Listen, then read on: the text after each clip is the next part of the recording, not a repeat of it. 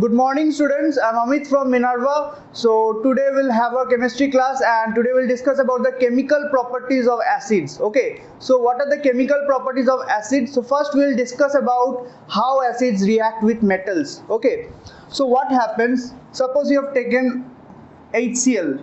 Suppose you have taken HCl in this beaker, and if you give some zinc granules in this beaker, okay, you will see that bubbles of gases are rising. So that means some chemical reaction is occurring. Okay, so what are those bubbles of gases? That gas is H2, right? So that means when zinc is reacting with HCl, we are getting H2 gas plus a salt will be produced, ZnCl2. Okay, this is simple displacement reaction. Displacement reaction where zinc is taking the place of H in HCl, okay, because zinc is an active metal. So that's why it is taking the place of HCl in displacement reaction, and zinc is above H in the activity series. So that's why it is able to replace H in this reaction, right? Even other like magnesium plus H2SO4. Again a salt and hydrogen gas will be produced. The salt will be MgSO4 plus H2.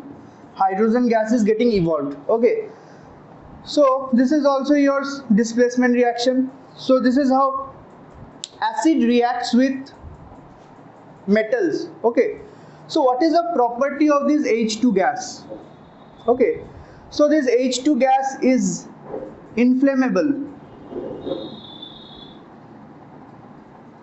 Okay, it results in explosion. Okay, it's very reactive.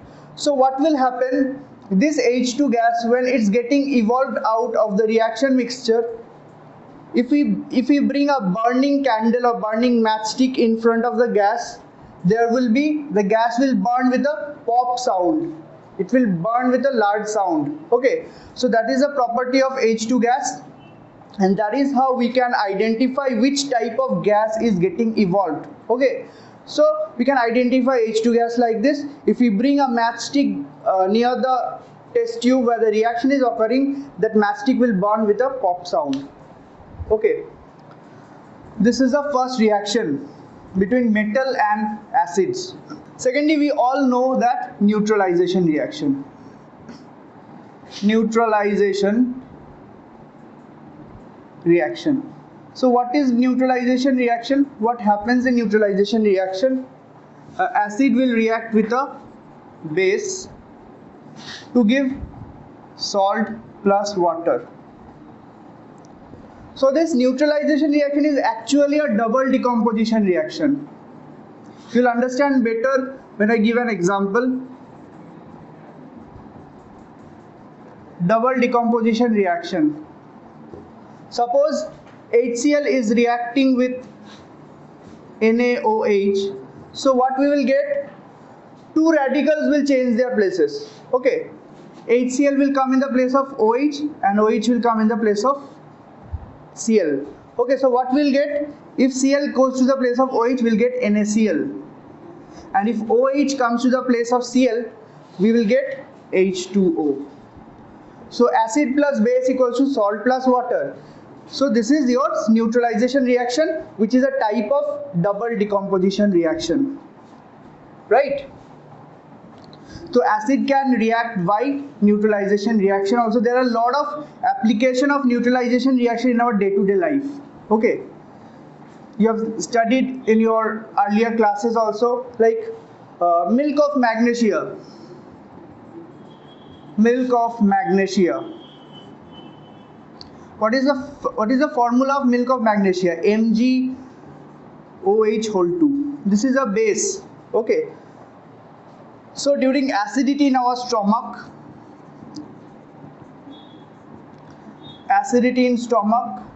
what happens? Okay, there are a lot of acid produced in our stomach, and we can take this magnesium hydroxide, and it can neutralize the effect of acidity in our stomach, okay, and can give us relief. So there are a lot of natural application of acid-base reactions or neutralization reaction. The third reaction that we are going to see is the reaction between acid and metal carbonates or metal bicarbonates. Okay, so the third reaction is acid plus metal carbonates or metal bicarbonates.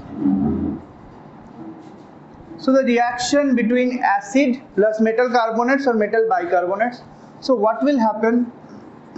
Acid plus metal carbonates. What we will get? We will get salt plus CO2 plus H2O. So CO2 gas will be released here in this reaction, and we will also see how can we identify this CO2 gas, right? Suppose you have taken an acid called HCl plus you have taken Na2CO3. This is one of the metal carbonate, sodium carbonate. Okay, so what will happen? We'll get a salt first, NaCl.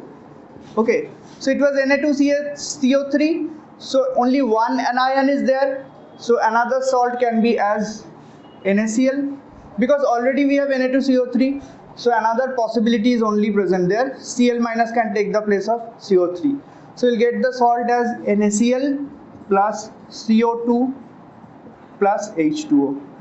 Okay, so in this type of reaction, CO2 and H2O will always be formed. Okay, so you have to decide the salt only, right, by identifying the anions and cations. Okay, so H2O is getting evolved in this type of reaction, and when you see, suppose you have taken a beaker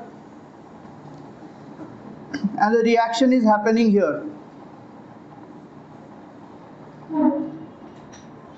The reaction is happening in this table, okay. So you have taken a solution of sodium bicarbonate and you have taken HCl, added HCl to it.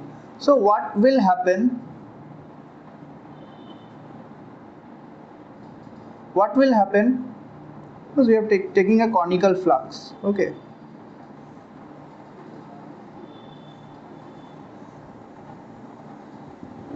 Suppose we have taken a conical flux. So what will happen? Let me draw the diagram first. This is a tube, delivery tube, okay. And this is another beaker.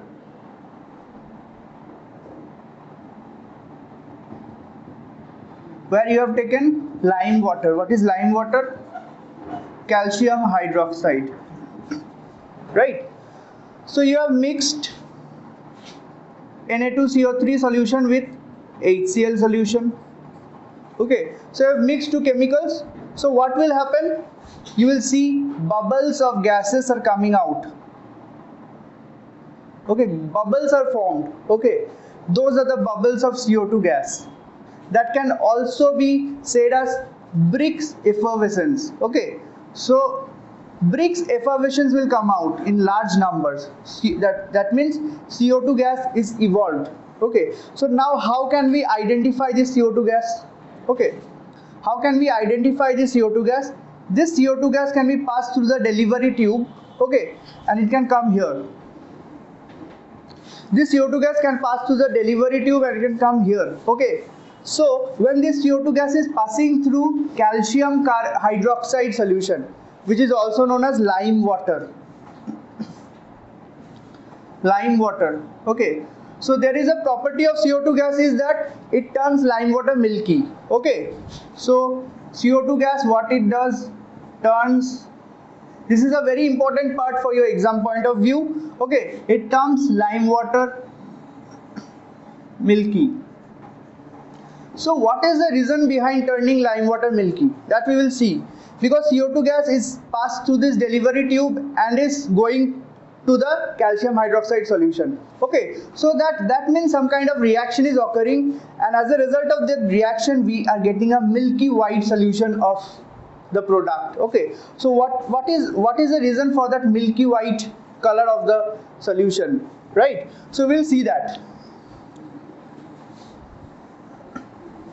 So that CO2 gas is passed through the delivery tube, is reacting with calcium hydroxide, and we are getting calcium carbonate.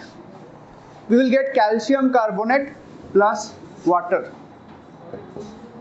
Okay, so we will get calcium carbonate. So this is a precipitate. Precipitate, we all know it is an insoluble solid, okay, deposited in the solution, right? It is insoluble in nature and it is a solid salt. Okay, so the color of the precipitate is white. That's why we are getting a milky white precipitate of CaCO3 when CO2 gas is passed through lime water. Okay, so this is an indication of CO2 gas is getting formed. Okay, we can test whether CO2 gas or other gases are formed. We can test by this simple reaction only. Okay, but when this CO2 gas is passed with large amount, like more amount of CO2 gas are passed. Okay, so this CO2 gas will react with this calcium carbonate. This CO2 gas will react with calcium carbonate, the precipitate, and we will get calcium hydrogen carbonate whole twice. Okay, so we will get this. So when CO2 gas is passed in large amount, it will react with the milky white precipitate of calcium carbonate, and we will get calcium bicarbonate, which is not insoluble, which is soluble in water.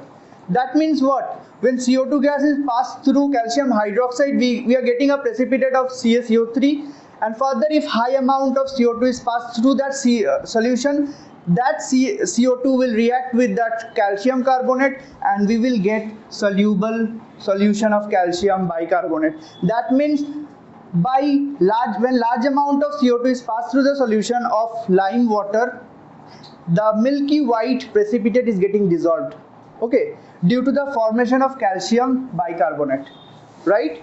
So this is a very important part. Acid reacts with bicarbonate and carbonates to form CO2. Water and a salt will be formed there. Now acid plus chlorides, acid plus chlorides or nitrates. Okay, so how they will react? The type of reaction is by double decomposition. Double decomposition reaction. Okay, so the type of reaction will be double decomposition reaction. What is happening? Suppose HCl you have taken plus, okay, not HCl, let us take H2SO4. H2SO4 plus we are adding a chloride salt. So what will happen? You are adding H2SO4 in NaCl, which is a chloride salt. Okay, so what will happen? There will be double decomposition reaction. Chloride will come in the place of SO4 and SO4 will go to the place of chloride, and a double decomposition reaction will occur and we will get HCl plus Na2SO4. Okay, so we will get another acid and another salt, right? Even it reacts with nitrates also. Suppose you have taken HCl plus potassium nitrate. Okay, so nitrate will come in the place of Cl and Cl will go to the place of nitrate. Okay, this is also double decomposition reaction. We will get KCl plus HNO3. This is also a type of double decomposition reaction, right? Now we will see what are bases. Okay, now we will discuss about bases. So what are bases? According to a theory, Arrhenius theory, the substances which gives out OH minus are termed as bases. Okay, so the substances which give out OH minus are termed as bases. Okay, so that means every substance which gives out OH minus in water or in any other solvent, that will be a base. Okay, okay, but there is a difference. Soluble bases and insoluble bases. The bases which are soluble in water, bases which are soluble in water are known as alkali. So the bases which are soluble in water are known as alkali. Certain examples are there: NaOH, KOH. Okay, these are the example of soluble bases which are termed as alkali. Okay, but there are some like bases which are insoluble. Bases which are insoluble in alkali are insoluble in water are not alkalis. Okay, so the bases which are not insoluble in water are not alkalis. Okay, so all bases are not alkali, but all alkalis are bases, because alkali is coming under the category of base. Okay, so every base which is soluble in water are alkali, but every base which are not soluble in water, they are simply bases, not alkalis, right? So there is a difference between alkali and simply base. Okay, so the example of non-alkaline bases, we can call it non-alkaline bases. So there are alkaline bases and there is non-alkaline bases. Okay, so what they will do, the examples are ferric hydroxide is an example. Okay, copper OH whole twice, this is another example. Okay, so insoluble bases are known as non-alkaline bases. Okay, now students, we will see some chemical properties. First we will see the physical property of bases. Okay, so physical properties of bases. Physical properties of bases. What are the physical properties of bases? They are bitter in taste. They are bitter in taste. Okay. Second is they turns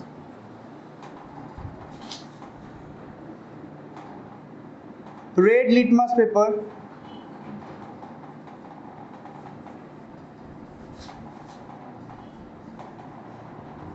blue. Okay, so bases will turn red litmus paper blue. Okay, so there are a lot of indicators that are present that will, like phenolphthalein.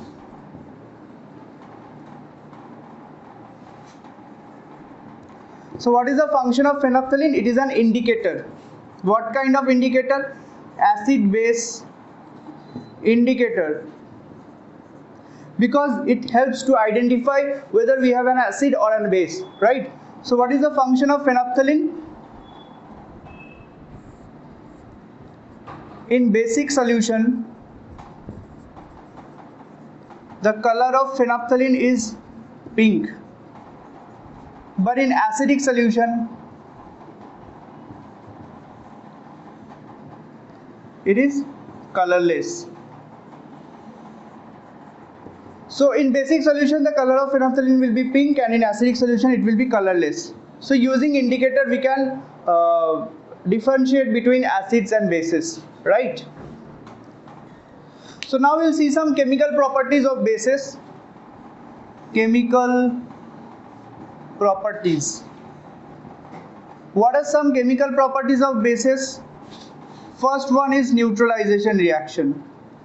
Neutralization reaction. So what is neutralization reaction? Acid plus base, salt plus water. We already studied in the portion of acid. Even this reaction is also applicable for bases. Bases react with acid to form salt and water, and it has lot of application in our day-to-day life. Okay, so bases reacts with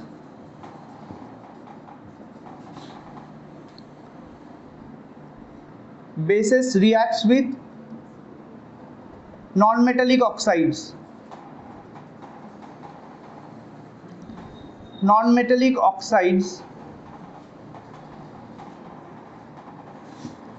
to form salt and water. Okay, so bases also reacts with non-metallic oxides to form salt and water. Okay, so how it happens? Non-metallic oxides like CO2, SO2, NO2, all these are non-metallic oxides. We all know that non-metallic oxides are acidic in nature, are called acidic oxides. They are not acidic in nature, they are called acidic oxides. When these non-metallic oxides are mixed with water, they will form acids. Carbonic acid, here sulfurous acid will be formed, and HNO3. Okay, this type of acids will be formed. So if we take this non-metallic oxides, which is a gas, okay, so if we mixed it with a base, suppose we are mixing with NaOH,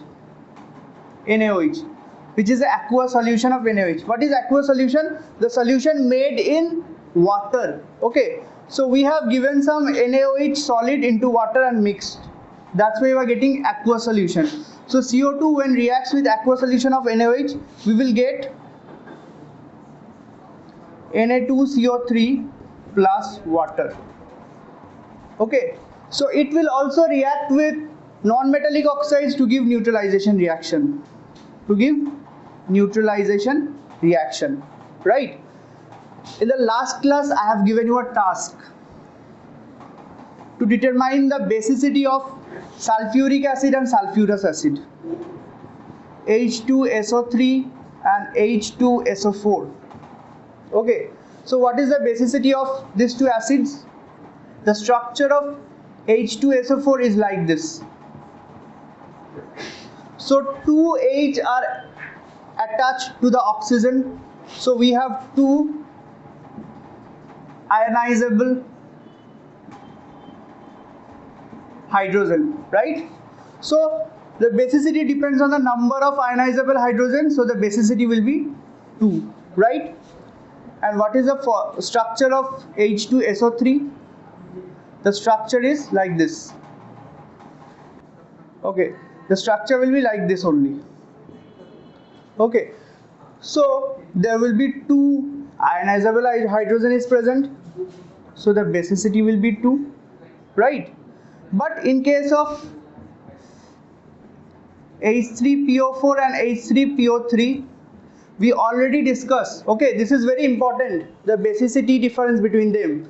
So go through the previous class, you will get to know the reason behind the difference in basicity, right? But in case of H2SO3 and H2SO4, there will be no difference. Both will be dibasic in nature. Now students, we will see the strength of acids and bases. Okay,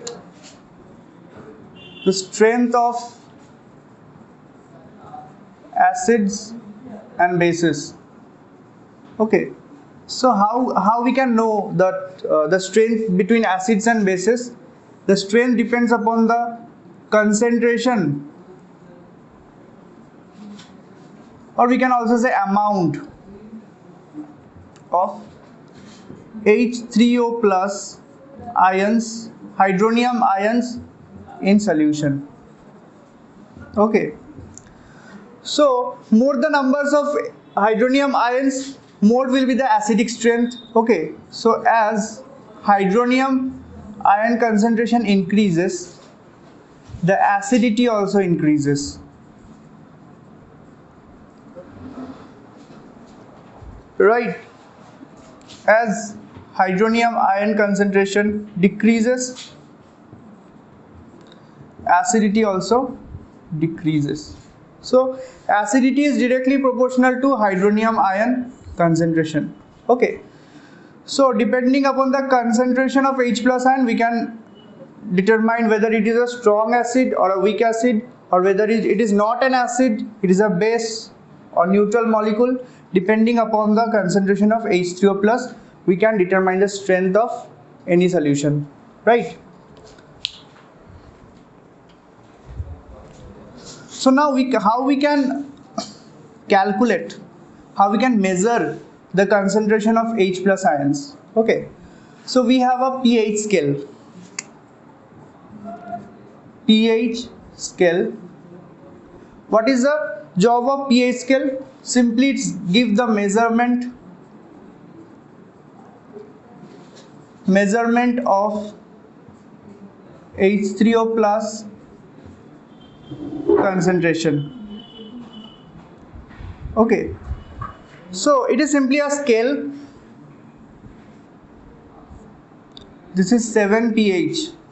Okay, neutral solution will always have pH equals to 7. Okay, so as we go towards the left of the scale, all acids are present here. Okay, acids. And as we go towards the right, bases are present, right? So as the pH value decreases, so as pH decreases, what will happen? Acidity will increase, right? So we can say strength of acid is inversely proportional to pH. Okay, strength of acid is inversely proportional to pH. But in case of bases, as the pH increases, basicity also increases, right? So we can say strength of base is directly proportional to pH. We just can remember this two relation. Okay, so as the pH value increases, the strength of base will increase. Okay, so by seeing the pH value of a solution, we can determine whether it is a strong acid or whether it is a strong base or whether it is what kind of base it is. Okay, so neutral solution have pH equals to 7. So water will have pH 7. Water is neutral, so it will have pH 7. Okay, and anything which is acidic in nature, it will have pH value less than 7, and anything which is basic in nature will have pH value more than 7. The pH of bases is more than 7. Here the pH of acid is less than 7, and for neutral solution pH equals to 7. So now it is our job how can we determine the value of pH?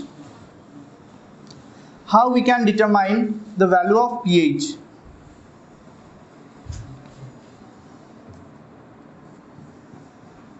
pH value.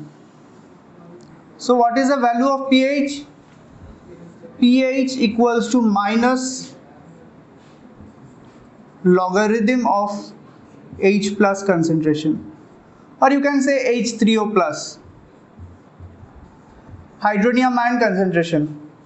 Okay, minus logarithm of this.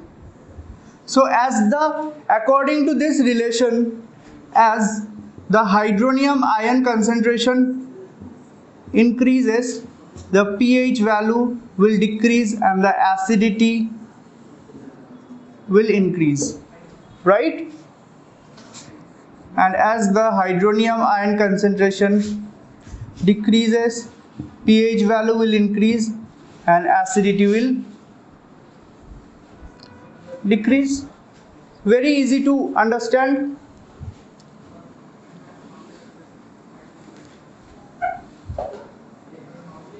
Now students will do two numerical problems based on this relation. pH equals to minus log of H3O plus. Okay.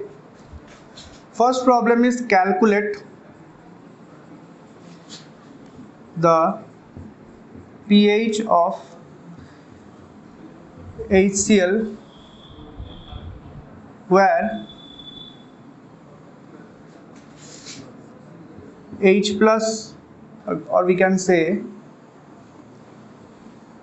whose concentration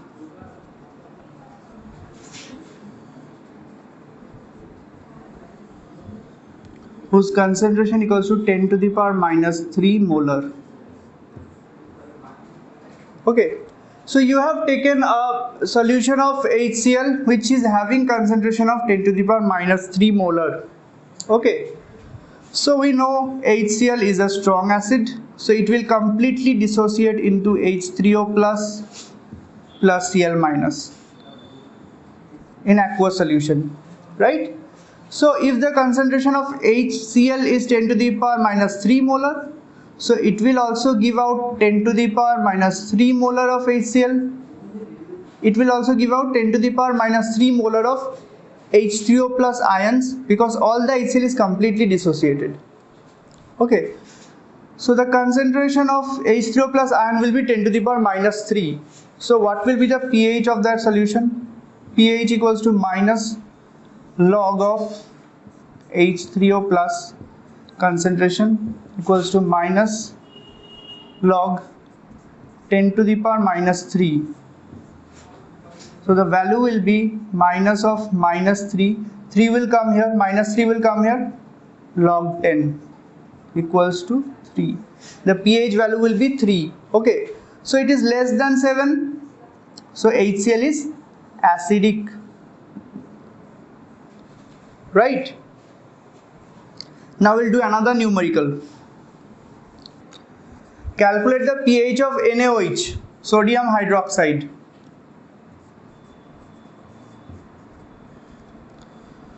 Whose concentration is 10 to the power minus 5 molar. Right? So NaOH, which is soluble in water.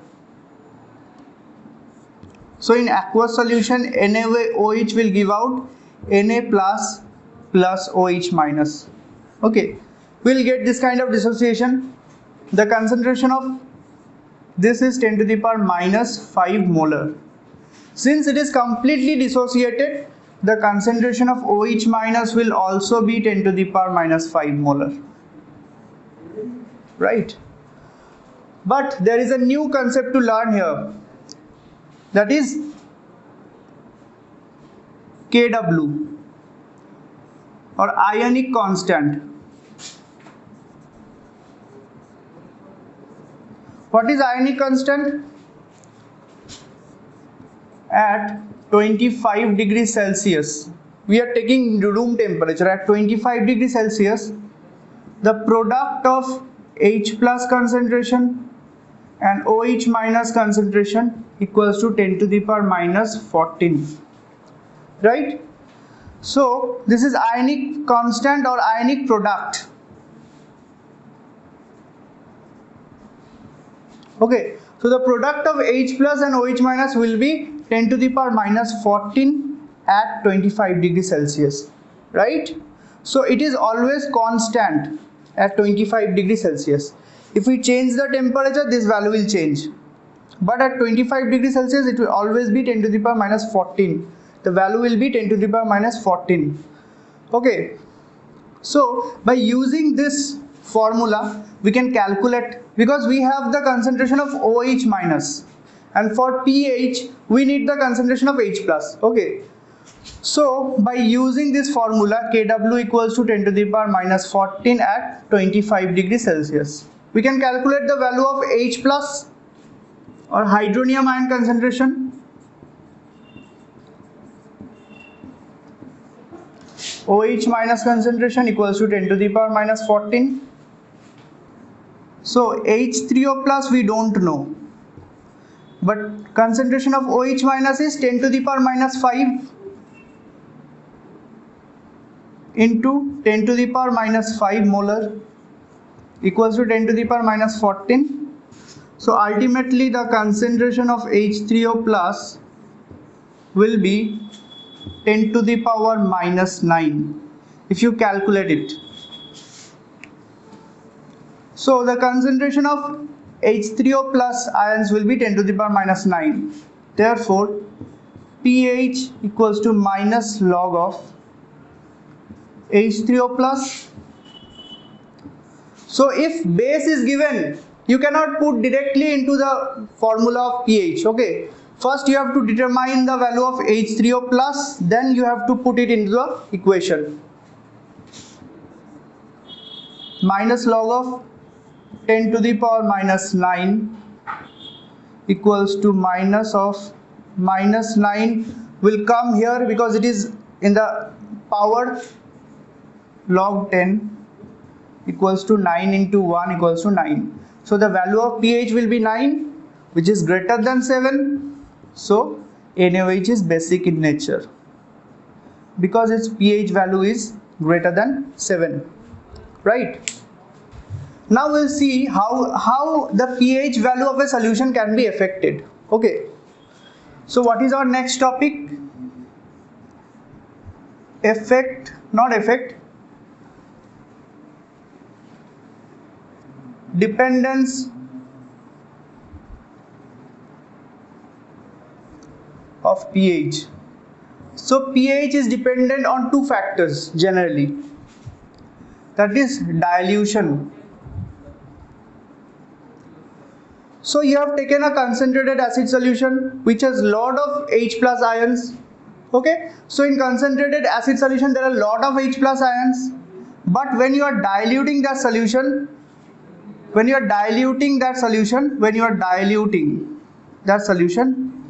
the concentration of H3O plus decreases. Okay, so due to dilution the concentration of hydronium ions decreases and the pH value will increase. Okay, so during dilution of an acid the concentration of H3O plus will decrease and the pH will increase. Okay, and the second point is dissociation or association. So first we'll discuss dissociation. Suppose you have taken an acid HA, so it is getting dissociated to H plus plus A minus. So when the acid is getting more and more dissociated, more and more H plus will be formed. Okay, so the concentration of H plus will increase and the pH will decrease. Okay, but in case of association, when acid is getting associated, the amount of H plus decreases. So as the amount of H plus decreases, the pH will increase. Right? So depending upon dissociation and association, the pH will also matter, and in case of dilution also the pH will also matter. Right? So there is a process of diluting an acid. The process of diluting an acid is an exothermic reaction. So it is an exothermic reaction. We already studied it, that we have to take water and then we have to add acid dropwise, and we have to continuously stir the solution. Okay, so that the heat that is produced in this reaction is getting distributed in the whole solution. Right? So there will be no accident in that experiment. Right? So we have to be very careful during diluting an acid. So students, this is our discussion for today's class. If you have any questions or any doubt, surely you can get back to us. You can email us, or you can post your question in the comment section. And don't forget to like, share our channel and subscribe our channel, and always press the notification button so that you will get the important notification continuously. Thank you, students.